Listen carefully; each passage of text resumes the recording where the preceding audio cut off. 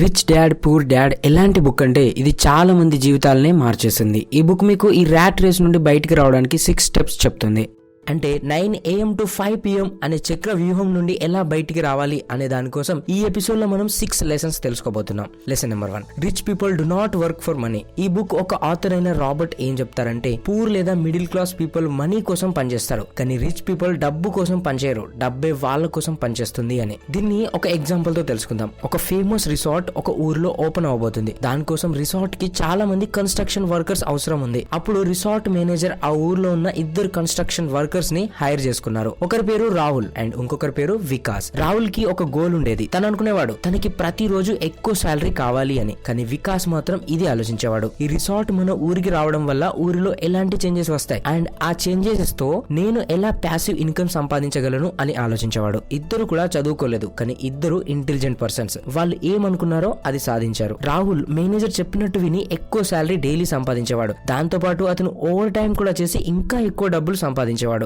And Rahul manager ని request చేసి అతని పెద్ద అబ్బాయిని కూడా పనిలో చేర్పించాడు. అండ్ అందరూ కన్స్ట్రక్షన్ వర్కర్స్ కన్నా రాహుల్ ఎక్కువ శాలరీ సంపాదించేవాడు. కానీ వికాస్ కొంచెం డిఫరెంట్ గా ఆలోచించాడు. అతను ఆ రిసార్ట్ గురించి తెలుసుకోవడం స్టార్ట్ చేశాడు. అండ్ అతనికి తెలిసింది ఇది చాలా ఫేమస్ రిసార్ట్ అని. ఇది కేవలం వాళ్ళ ఊరిలోనే కాదు, ఇంకా వేరే ఊరిలో కూడా స్టార్ట్ అవబోతుంది అని వికాస్ తెలుసుకున్నాడు. అతనికి ఇది కూడా తెలిసింది రిసార్ట్ ఒక పబ్లిక్ కంపెనీ అని. అంటే ఆ రిసార్ట్ ఒక షేర్స్ ఎవరైనా తీసుకోగలరు. అయితే వికాస్ ఇప్పుడు 3 థింగ్స్ చేశాడు. ఫస్ట్, వికాస్ ఆ కంపెనీ ఒక షేర్స్ ని తీసుకున్నాడు. సెకండ్, ఏ ఊర్లో అయితే ఆ రిసార్ట్ ఓపెన్ అవబోతుందో అక్కడ వికాస్ రిసార్ట్ కి దగ్గరలో ఒక చిన్న ప్లేస్ ని తీసుకున్నాడు. అది కూడా తక్కువ ప్రైస్ గా తీసుకున్నాడు. ఫైనలీ అతనికి తెలిసింది ఏంటంటే ఆ రిసార్ట్ కి కన్స్ట్రక్షన్ వర్కర్స్ అయితే అవసరం ఉంటుంది. కానీ ఆ రిసార్ట్ కంప్లీట్ అయిన తర్వాత దానిలో ఉన్న ఎంప్లాయీస్ కి స్టే కోసం ఆ రిసార్ట్ ఎలాంటి ఇల్లు ఇవ్వట్లేదు అని వికాస్ తెలుసుకున్నాడు. అండ్ అప్పుడు వికాస్ థర్డ్ థింగ్ చేశాడు. అదేంటంటే వికాస్ తీసుకున్న ఆ చిన్న ప్లేస్ లో ఒక పీజీని ఓపెన్ చేశాడు. అండ్ 5 years తర్వాత రిసార్ట్ కంప్లీట్ అయింది. అండ్ రాహుల్ జాబ్ కూడా పోయింది. అండ్ రాహుల్ తో మేనేజర్ అన్నాడు, నీకు పని కావాలంటే 100 kilometers దూరంలో ఇంకో రిసార్ట్ కన్స్ట్రక్షన్ నడుస్తుంది, నువ్వు అక్కడికి వెళ్లి పని చెయ్యి అని రాహుల్ కి చెప్పాడు. అప్పుడు రాహుల్ కి ఏం అర్థం అవ్వలేదు. ఈ ఓల్డ్ ఏజ్ లో నేను ఎక్కడికి వెళ్ళాలి అని ఆలోచిస్తూ ఉన్నాడు. కానీ అదే టైంలో ఆ రిసార్ట్ ఓపెన్ అయిన తర్వాత ఆ రిసార్ట్ ఒక షేర్స్ ప్రైస్ చాలా వరకు ఇంక్రీజ్ అయింది. అండ్ దాంతో పాటు ఆ రిసార్ట్ లో పనిచేసే స్టాఫ్ వికాస్ పీజీలో ఉండడం స్టార్ట్ చేశారు. అండ్ దాని వల్ల వికాస్ కి ప్యాసివ్ ఇన్కమ్ రావడం స్టార్ట్ అయింది. అండ్ వికాస్ కి అర్థమైంది ఇప్పుడు నేను ఎలాంటి జాబ్ చేయాల్సిన పని లేదు అని. అండ్ అతనికి పీజీ నుండి వస్తున్న డబ్బులతో వికాస్ ఇంకో పీజీ కూడా వేరే ఊర్లో ఓపెన్ చేశాడు. దీంతో ఏం అర్థం అవుతుందంటే వికాస్ లాంటి రిచ్ మైండ్ సెట్ ఉన్నవారు కొన్ని రోజులు డబ్బుల కోసం అయితే జాబ్ చేస్తారు, కానీ వాళ్ళకి తెలుసు ఫ్యూచర్ లో వాళ్ళ కోసం ఒక ప్యాసివ్ ఇన్కమ్ సోర్స్ క్రియేట్ చేసుకోవాలి అని. దానివల్ల వాళ్ళకి పని చేయకుండానే డబ్బులు వస్తాయి.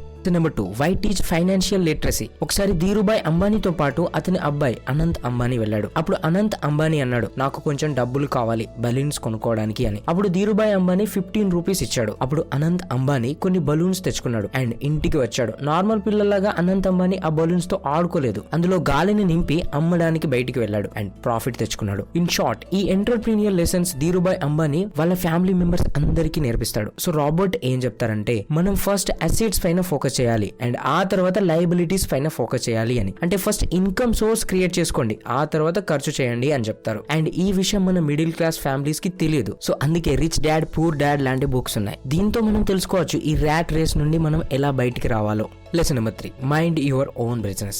రాబర్ట్ ఏం చెప్తాడంటే, పూర్ లేదా మిడిల్ క్లాస్ ఫ్యామిలీ వాళ్ళకి శాలరీ రాగానే వాళ్ళకున్న అన్ని బిల్స్ పే చేస్తూ ఉంటారు, like water bill, electricity bill etcetera. And ఆ తర్వాత మిగిలిన డబ్బుల్ని సేవ్ చేసుకుంటారు. కానీ అదే రిచ్ మెంటాలిటీ ఉన్నవారు ఫస్ట్ మనీ సేవ్ చేసుకుంటారు, ఆ తర్వాత వాళ్ళకున్న బిల్స్ పే చేస్తారు. ప్రేమ్ గణపతి అనే అతను తన ఫ్రెండ్ తో ముంబై వచ్చాడు. కానీ అతని ఫ్రెండ్ అతన్ని వదిలేసి వెళ్లిపోయాడు. ఒక వ్యక్తి ప్రేమ్ కి హెల్ప్ చేశాడు. అతన్ని ఒక టెంపుల్ కి తీసుకువెళ్లాడు, ఎందుకంటే అతను రిటర్న్ వెళ్ళడానికి డబ్బులు అడగడానికి. కానీ ప్రేమ్ రిటర్న్ వెళ్ళడానికి ఒప్పుకోలేదు. ప్రేమ్ అక్కడే ఒక రెస్టారెంట్ లో ప్లేట్స్ కడిగే జాబ్ చూసుకున్నాడు. ప్రేమ్ అనుకునేవాడు ఎవరైనా అతనికి ఒక వెయిటర్ జాబ్ ఇస్తే బాగుంటుంది అని. కానీ వెయిటర్ జాబ్ ప్రేమ్ కి దొరకలేదు. అండ్ ఒక రోజు ప్రేమ్ కి ఒక దోశ అండ్ టీ షాప్ అతను ప్రేమ్ కి అతని షాప్ లో టీ చేసే జాబ్ ఇచ్చాడు. ప్రేమ్ టీ చాలా బాగా చేసేవాడు. దాంతో పాటు అతని కమ్యూనికేషన్ స్కిల్స్ చాలా బాగా ఉండేవి. దాంతో ప్రతి ఒక్కరు ఆ షాప్ కి వచ్చేవారు. అండ్ అప్పుడు ఒక కస్టమర్ ప్రేమ్ పనిచేస్తున్న టీ స్టాల్ కి వచ్చాడు. అప్పుడు అతను ప్రేమ్ తో అన్నాడు, నేను డబ్బులు పెడతాను, ఇద్దరం కలిసి టీ స్టాల్ ఓపెన్ చేద్దామని. అండ్ ఈ బిజినెస్ లో మనం 50-50 50% ఓనర్స్ అని ప్రేమ్తో చెప్పాడు. అప్పుడు ప్రేమ్ ఒప్పుకున్నాడు అండ్ వాళ్ళ టీ స్టాల్ కూడా బాగా నడిచింది. కానీ కొన్ని రోజుల తర్వాత ప్రేమ్ పార్ట్నర్ కనిపించింది. ఇతనికి నేను చాలా ఎక్కువ డబ్బులు ఇస్తున్నా అని, దీనికన్నా నేను ఒక ఎంప్లాయీని పెట్టుకుంటే బెటర్ అని ప్రేమ్ పార్ట్నర్ అనుకున్నాడు అండ్ అతను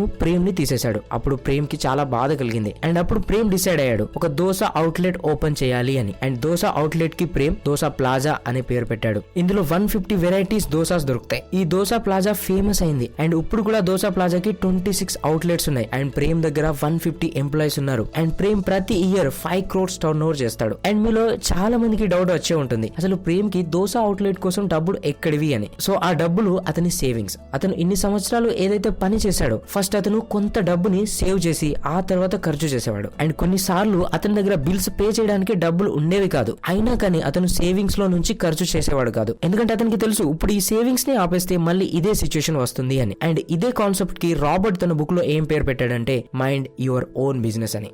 lesson number 4, work to learn, don't work for money. Robert ఏం చెప్తాడంటే మనీ మైండ్ సెట్ ఉన్నవారు డబ్బుల వెనక పరిగెత్తరు, వాళ్ళ స్కిల్స్ నేర్చుకోవడానికి పరిగెడతారు. దీన్ని ఒక ఎగ్జాంపుల్ తో తెలుసుకుందాం. థింక్ అండ్ గ్రో రిచ్ ఎంత ఫేమస్ బుక్ అంటే చాలా మంది ఈ ఆడియో బుక్ ని జస్ట్ పెట్టి వదిలేస్తారు, ఎందుకంటే ఆ బుక్ వాళ్ళ సబ్ కాన్షియస్ మైండ్ లో స్టోర్ అవ్వడానికి. కానీ మీకు తెలుసా అసలు ఈ బుక్ ని ఎలా రాశారో? ఈ బుక్ ఒక author Napoleon Hill. And Napoleon Hill ని అప్పట్లో ఉన్న world's richest person Andrew Carnegie పిలిచాడు. అప్పుడు నెపోలియన్ తో అతను అన్నాడు, నేను ఈ ప్రపంచానికి ఎలా రిచ్ అవ్వాలో అనే ఫిలాసఫీ ఇవ్వాలి అనుకుంటున్నా, దానికోసం అట్లీస్ట్ 20 years టైం పడుతుంది. ఒకవేళ నువ్వు నా కోసం పని చేయాలి అనుకుంటే నేను నీకు 20 years వరకు ఎలాంటి శాలరీ ఇవ్వను అండ్ నువ్వు నీ డిసిజన్ ని వెంటనే చెప్పు అని చెప్పాడు. ఇది విని అసలు నెపోలియన్ కి ఏం అర్థం అవ్వలేదు. నేను ఈ ఆఫర్ ని యాక్సెప్ట్ చేయాలా లేదా అని ఆలోచిస్తూ ఉన్నాడు. అండ్ అతను ఇలా ఆలోచించాడు, నాతో వరల్డ్స్ రిచెస్ట్ పర్సన్ చెప్తున్నాడు, అప్పుడు నేను డెఫినెట్లీ ఈ ఆఫర్ ని యాక్సెప్ట్ చేయాలి అనే డిసిజన్ ని నెపోలియన్ తీసుకున్నాడు. అండ్ ఆ తర్వాత ఆండ్రూ నెపోలియన్ కి అప్పట్లో ఉన్న ఫేమస్ పర్సన్స్ తో కల్పించాడు. అండ్ అప్పుడు చెప్పాడు, నాకు తెలుసు వీళ్ళంతా ఫ్యూచర్ లో చాలా డబ్బులు సంపాదిస్తారు అండ్ నువ్వు వెళ్ళి తెలుసుకో వీళ్ళందరిలో కామన్ పాయింట్ ఏంటో అని ఆండ్రూ నెపోలియన్ కి చెప్పాడు. వీళ్ళందరిలో ఫస్ట్ పర్సన్ హెన్రీ ఫోర్డ్. ఒకవేళ మీకు హెన్రీ ఫోర్డ్ తెలియకపోతే ఇట్స్ ఓకే, బట్ మనకి అతని కార్ ఫోర్డ్ తెలుసు కదా. ఆ తర్వాత నెపోలియన్ ఒక్కొక్కరిగా ప్రతి ఒక్కరిని కలిశాడు అండ్ తన ఎక్స్పీరియన్స్ అంతా కలిపి ఒక బుక్ లో రాశాడు, అదే think and grow rich. And దీనివల్ల నెపోలియన్ కూడా మిలేనియర్ అయ్యాడు. ఇదంతా నెపోలియన్ 2 years ఫ్రీగా పనిచేయడం వల్ల సాధ్యమైంది. ఐ మీన్ అతను ఫ్రీగా అయితే పనిచేశాడు, బట్ అతనికి మనీ కన్నా విలువైన ఎక్స్పీరియన్స్ దొరికింది. దాంతో అతను ఒక బుక్ రాశాడు అండ్ మిలేనియర్ అయిపోయాడు. అంటే రిచ్ మైండ్ సెట్ ఉన్నవారు ఎప్పుడు కూడా త్వరగా డబ్బులు సంపాదించాలి అని ఆలోచించరు, కానీ వాళ్ళు స్కిల్స్ నేర్చుకోవడానికి టైం ఇస్తారు, దాంతో వాళ్ళు ప్యాసివ్ ఇన్కమ్ సంపాదిస్తారు.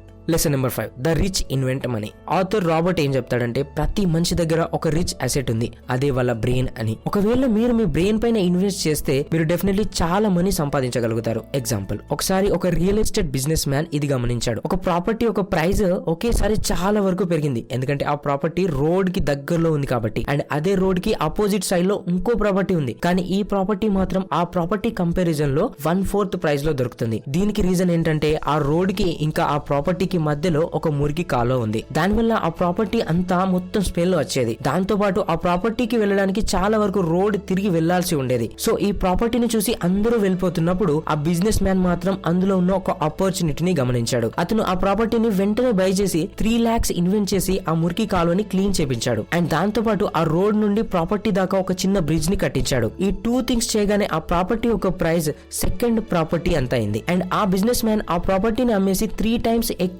ప్రాఫిట్ ని ఎర్న్ చేశాడు. Lesson number 6, overcoming ఆబ్స్టాకిల్స్. రాబర్ట్ ఏం చెప్తాడంటే మనం ఏ డిసిజన్ తీసుకోకుండా స్టక్ అయిపోవడానికి 4 మెయిన్ థింగ్స్ ఉన్నాయి. ఆ 4 things ఏంటంటే first doubt, second laziness, third bad habits and fourth fear. ఇందులో అన్నిటికన్నా బిగ్ ఆబ్స్టాకిల్ ఫియర్. ఇప్పుడు చూద్దాం ఫియర్ నుండి ఎలా తప్పించుకోవాలో. మనం ఎప్పుడు భయపడుతూ ఉంటాం నేను రాంగ్ డిసిజన్ తీసుకుంటే ఏమవుతుందో అని. అండ్ ఇది ఆలోచిస్తూ మనం ఏ డిసిజన్ తీసుకోకుండానే ఆగిపోతాం. సో దీని నుండి బయటికి రావడానికి ఒక సింపుల్ మెంటల్ మోడల్ ఉంది. అండ్ అదేంటంటే వరల్డ్ లో కేవలం 2 types of decisions ఉన్నాయి, type 1 and type 2 decisions. Type 1 decisions ఏంటంటే ఈ డిసిజన్స్ రాంగ్ అయినా కూడా తిరిగి మనం మన లైఫ్ లోకి వస్తాం. దీనివల్ల మన లైఫ్ లో ఏం పెద్ద నెగటివ్ ఇంపాక్ట్ పడదు. లైక్ ఒక న్యూ బ్లాగింగ్ వెబ్సైట్ ఓపెన్ చేయడం, ఒక ఆఫీస్ లో ఇంటర్న్షిప్ కి అప్లై చేయడం, ఒక ఫ్రీలాన్సర్ అవ్వడం ఎక్సెట్రా. సో మీరు టైప్ 1 డిసిజన్ తీసుకునేటప్పుడు ఎక్కువ ఆలోచించే పనేం లేదు, వీటిని త్వరగా తీసేసుకోండి. టైప్ 2 డిసిజన్స్ మాత్రం ఇలా కాదు. ఇవి ఒకవేళ రాంగ్ అయితే మీ లైఫ్ లో నెగటివ్ ఇంపాక్ట్ పడుతుంది. ఫర్ ఎగ్జాంపుల్ మీరు ఒక ఆఫీస్ లో జాబ్ చేస్తున్నారు అండ్ మీరు ఒక్కరు మాత్రమే ఎర్న్ చేస్తున్నారు మీ ఫ్యామిలీలో. అండ్ యూట్యూబ్ లో 2-3 వీడియోస్ చూసి ఏది ఆలోచించకుండా మీ జాబ్ ని వదిలేసి ఓన్ గా బిజినెస్ స్టార్ట్ చేయాలి అనే డిసిజన్ తీసుకుంటే మీ బిజినెస్ సక్సెస్ఫుల్ అయితే ఓకే, బట్ ఫెయిల్ అయితే ఇది మీ లైఫ్ ని హెల్ప్ చేసేస్తుంది. సో అందుకే దీనికన్నా బెటర్ ఏంటంటే మనం టైప్ 2 డిసిజన్స్ ని టైప్ 1 డిసిజన్స్ లాగా కన్వర్ట్ చేయాలి. దీనిలో మీరు జాబ్ తో పాటు మీ గోల్ ని కూడా ట్రై చేయండి. మీకు మీ శాలరీ కన్నా ఎక్కువ డబ్బులు మీ బిజినెస్ ద్వారా వస్తే అప్పుడు మీరు జాబ్ వదిలేసేయండి. సో ఫ్రెండ్స్, ఐ హోప్ మీకు ఈ 6 లెసన్స్ అర్థమయ్యాయి అనుకుంటా. Lesson number 1, rich people don't work for money. Lesson number 2, why teach financial literacy. Lesson number 3, mind your own business. Lesson number 4, work to learn don't work for money. Lesson number 5, the rich invent money. Lesson number 6, overcoming obstacles. So friends, మీరు ఇంకా ఇలాంటి videos daily miss అవ్వకుండా చూడాలి అనుకుంటే subscribe చేయడంతో పాటు bell notification ని on చేసుకోవడం మర్చిపోవద్దు. So thank you so much for watching this video friends.